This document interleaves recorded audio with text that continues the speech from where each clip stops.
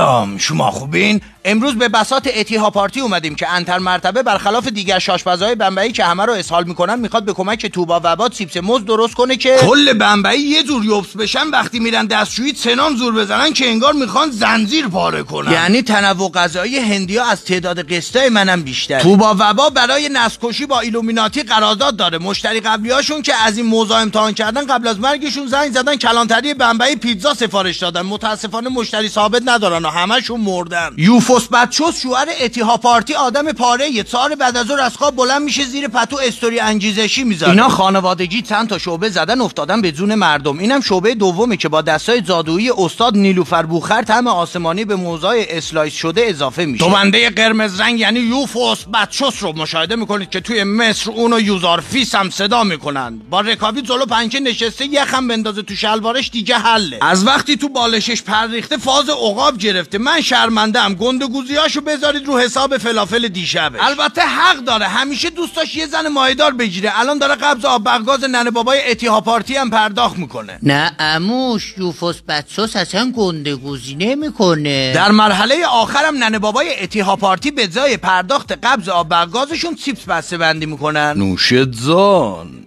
بمبئی.